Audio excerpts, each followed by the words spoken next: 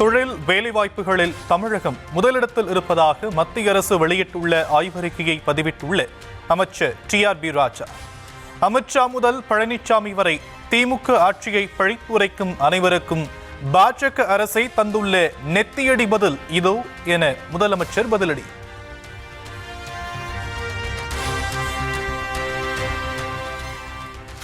அமெரிக்க அரசின் 50% வரி விதிப்பால் 4 மாதத்திற்கு ஆயத்த ஆடை ஏற்றுமதி தேக்கமடைய வாய்ப்பு என்ற செய்தியை சுட்டிக்காட்டி முதலமைச்சர் மு.க.ஸ்டாலின் கவலை.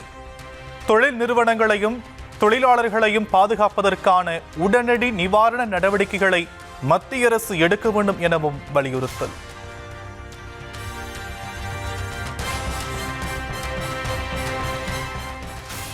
ஐம்பது விழுக்காடு வரி விதிப்பை அடுத்து அமெரிக்க பெருநிறுவனங்கள் ஆர்டர்களை நிறுத்தி வைத்துள்ளதால் ஆடைகள் தேக்கம். திருப்பூரில் 20 லட்சம் ஆடைகள் தேங்கியுள்ளதால் செய்வதறியாது உற்பத்தியாளர்கள் வேதனை. பாத்தீங்கன்னா இப்போ எடுத்துக்காட்டா சொன்னேன், ஒரு 20 லட்சம் பீஸ்க்குண்டான ஆர்டரை ஹோல்ட் பண்ணிட்டாங்கன்ட்டு. வருங்காலத்தில் வரக்கூடிய ஆர்டர்கள் நம்மளுக்கு வராது. இது மறுபடியும் 2 மாசம் கழிச்சு 3 மாசம் கழிச்சு இந்த வரியை நீக்கினாலுமே கையை விட்டு போனார்கள் திரும்பி வரப்போறதில்லை.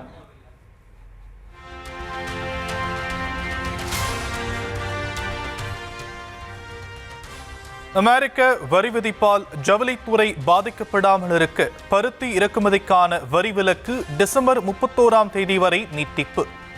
நூல், துணி, ஆடைகள் மற்றும் அலங்கார பொருட்கள் உள்ளிட்டவற்றுக்கான உள்ளீடு செலவுகள் குறையும் என உற்பத்தியாளர்கள் எதிர்பார்ப்பு.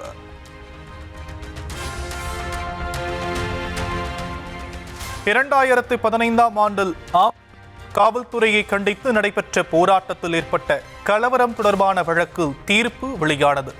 ஒவ்வொரு கட்டங்களாகவும் கைது செய்யப்பட்டவர்களை விடுதலை செய்து வரும் திருப்பத்தூர் மாவட்ட முதன்மை அமர்வு நீதிமன்றம்.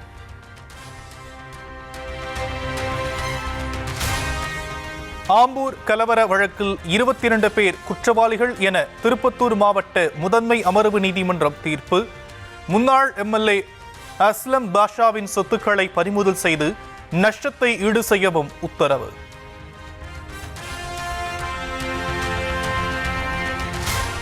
அண்ணாமலை தொடர்பான கேட்டால் கோபமடைந்த திமுக பொருளாளர் TR பாலு. அண்ணாமலையின் பெயரை நிருபர் குறிப்பிட்ட போது இடியட் என குறிப்பிட்டு ஆத்திரம்.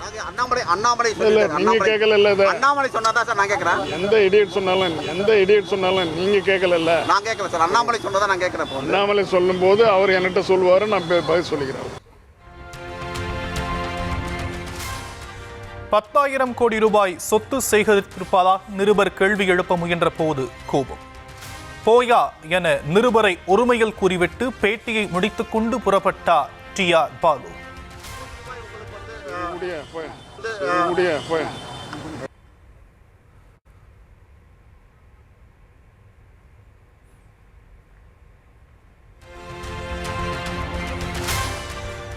திருமாவளவன் திசை மாறி சென்று கொண்டிருப்பதாக அதிமுக முன்னாள் அமைச்சர் செல்லூர் ராஜு விமர்சனம்.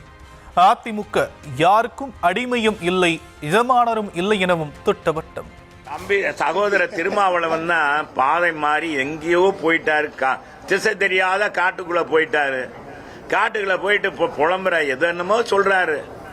அதுக்கு அவருக்கு சகோதரருக்கு பதில் சொல்வது சரியா இருக்காது.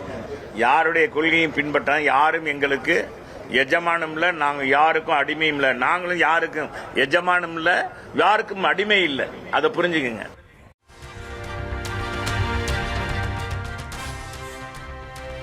திண்டுக்கல் மாவட்டம் வேடச்சந்தூர் அருகே இயங்கி வந்த போலி மணல் ஆலைக்கு சீல் வைப்பு.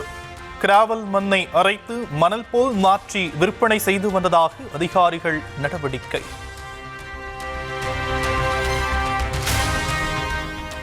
கடந்த ஆண்டுடன் ஒப்பிடுகையில் இந்த ஆண்டு பொறியியல் படிப்புக்கான மாணவர்கள் ஆர்வம்.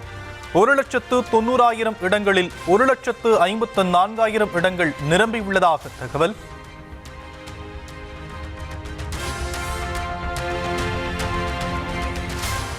நீலகிரி மாவட்டத்திற்கு இன்று மிக கனமழைக்கான ஆரஞ்ச் அலர்ட் எச்சரிக்கை.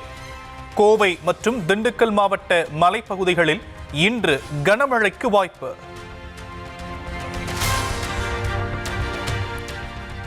சுற்றுலா தலங்களான கோத்தகிரி, கொடைக்கானலில் சாரல் மழை.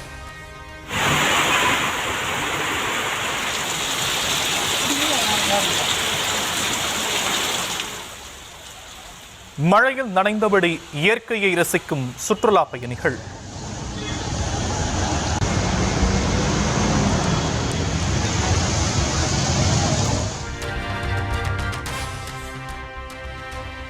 தமிழகத்தில் உள்ள பெரிய கோவில்களை பராமரிப்பதற்கு தேவஸ்தானங்களை அமைப்பது குறித்து யோசிக்க வேண்டிய தருணம் இது என உயர்நீதிமன்றம் கருத்து. கோவில்களுக்கு அருகில் உள்ள நிலத்தில் எந்த கட்டுமானங்களும் மேற்கொள்ள அனுமதிக்க முடியாது எனவும் உயர்நீதிமன்றம் திட்டவட்டம். திசை மாறி சமூக நீதி பக்கம் சென்று விட்டேனா என திருமாவளவன் கிண்டல். அதிமுகவை இன்னும் திராவிட இயக்கம் என்று நம்புவதாக செல்லூர் ராஜுவுக்கு பதில். அப்படி சொல்லியிருக்காரு அப்படின்னா அது தப்பு. கருத்து சொன்னதுன்னா நீங்க திசை மாறி போயிட்டதா? எந்த பக்கம் போயிட்டேன்? சமூக நீதி பக்கம் போயிட்டேனா? எங்களுக்கு அதிமுக மேல ஒரு மரியாதை உண்டு. அதிமுகவை ஒரு திராவிட இயக்கம் அல்லது சமூக நீதி இயக்கம், பெரியார் இயக்கம், அண்ணா இயக்கம் என்று நம்புகிறோம். அந்த நம்பிக்கையின் அடிப்படையில் தான் இந்த கருத்துக்களை முன்வைக்கிறோம். ஆந்திர மாநிலம் நகரியில் கருக்கலைப்பு செய்யப்பட்ட திருத்தணியைச் சேர்ந்த சிறுமி உயிரிழப்பு. சகோதரர் உறவுமுறை கொண்ட உள்ளவரை காதலித்து கர்ப்பமானதால் பெற்றோர் கருக்கலைப்பு செய்ய வைத்ததில் உடல்நலம் பாதிக்கப்பட்ட சோகம். சென்னை அருகே ஆவடியில் அதிவேகமாக வந்த கார் மோதி தம்பதி உயிரிழப்பு. இருசக்கர வாகனங்கள் சரக்கு வாகனம் மீது மோதி தலைக்குப்பர கவிழ்ந்த கார்.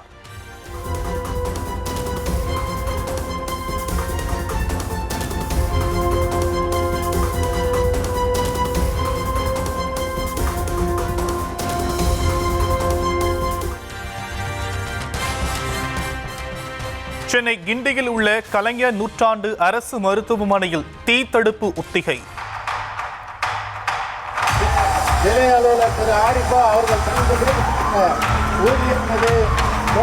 வெள்ள மீட்பு, தீயை அணைப்பது, நோயாளிகளை விரைவாக மீட்பது தொடர்பாக தத்துரூப பயிற்சி.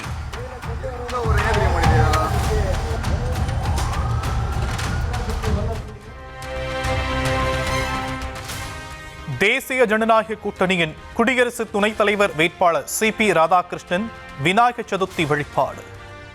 தேர்தல் நெருங்கும் நிலையில் மும்பையில் உள்ள லாபக்சா ராஜா கோவிலில் வழிபாடு.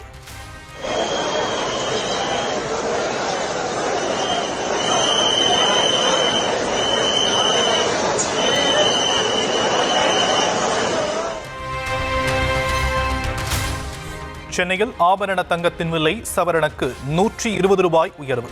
ஒரு பவுன் 75,240 ரூபாய்க்கு விற்பனை. மும்பை பங்கு சந்தையான சென்செக்ஸ் கடந்த 2 நாட்களில் 1500 புள்ளிகள் வரை சரிவு. அமெரிக்க அரசின் 50% கூடுதல் வரி விதிப்பு நடைமுறைக்கு வந்த நிலையில் அடுத்த அதிர்ச்சி.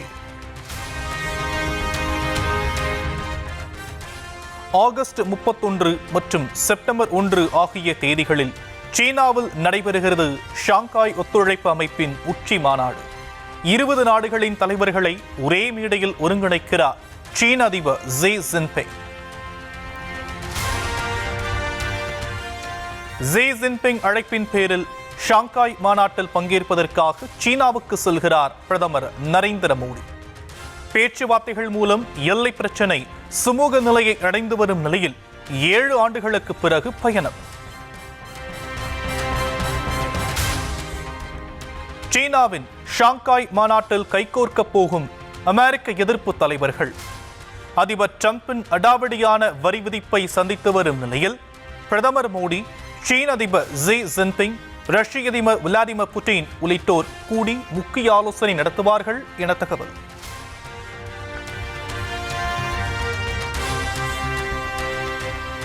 கர்நாடக தேர்தலில் நடந்த வாக்கு திருட்டை அம்பலப்படுத்தியது போல் விரைவில் மக்களவை மற்றும் ஹரியானா தேர்தல்களில் அரங்கேற்றப்பட்ட தில்லுமுல்லுகளை ஆதாரங்களுடன் வெளிக்கொண்டு வருவேன் என சூளுரை. பாஜக பெறும் தேர்தல் வெற்றிகளின் சதி சூட்சமத்தை மக்களிடம் எடுத்துரைக்காமல் இந்தியா கூட்டணி ஓயாது எனவும் பீகாரில் ராகுல் காந்தி திட்டவட்டம். हम आने वाले समय में लोकसभा का सबूत देंगे, हरियाणा का सबूत देंगे, बाकी प्रदेशों का सबूत देंगे और ये साबित कर देंगे कि बीजेपी आरएसएस वोट चोरी कर कर चुनाव जीतती है. பாகிஸ்தானைச் சேர்ந்த 3 தீவிரவாதிகள் பீகாருக்குள் ஊடுருவி இருப்பதாக உளவுத்துறை தகவல். தீவிரவாதிகளின் புகைப்படங்கள் மற்றும் விவரங்களை வெளியிட்டு தீவிர தேடுதல் வேட்டை.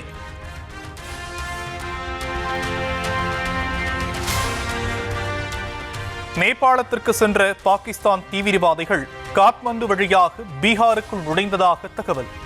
ராவல்பிண்டி, பகவல்பூர் பகுதிகளைச் சேர்ந்த 3 தீவிரவாதிகளை தேடுகிறது பீகார் காவல்துறை.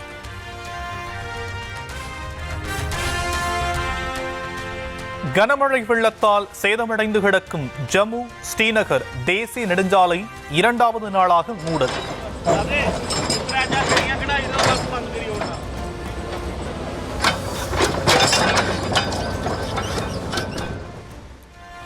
காஷ்மீர் செல்ல முடியாமல் லாரிகள் உள்ளிட்ட வாகனங்கள் தேக்கம்.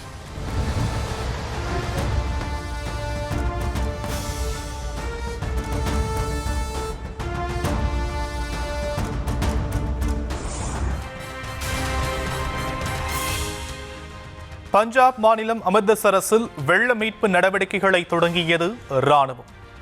நீரிலும் நிலத்திலும் செல்லும் வகையிலான பிரத்யேக வாகனங்களுடன் மீட்பு பணி.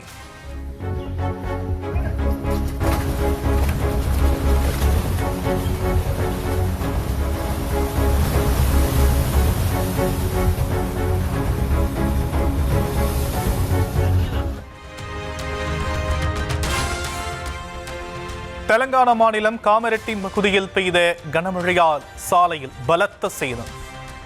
வெள்ளப்பெருக்கில் சாலையின் ஒரு பகுதி அடித்துச் செல்லப்பட்டதால் போக்குவரத்து நிறுத்தம்.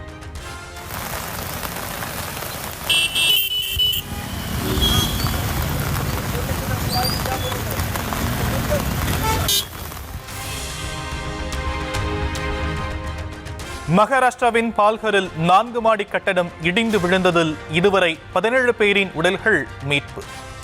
மகளின் முதல் பிறந்த நாளை கொண்டாடிய சில மணி நேரங்களில் குடும்பமே மண்ணில் புதைந்த கோரம். திருப்பதி அருகே மணலில் இருசக்கர வாகனம் சிக்கிக் கொண்டது போல நடித்து செல்போன் பறிப்பு. உதவுவது போல வந்த மற்றொரு நபர் முதியவரின் பாக்கெட்டில் இருந்த செல்போனை பறித்துவிட்டு ஓட்டம்.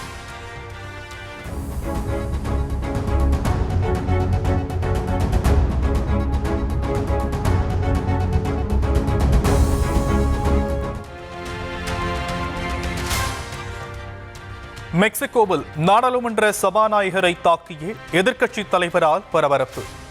வெளிநாட்டு ராணுவ துருப்புகளை உள்நாட்டுக்குள் அனுமதித்தது தொடர்பான விவாதம் கூறி அனுமதி மறுத்ததால் ஆவேசம்.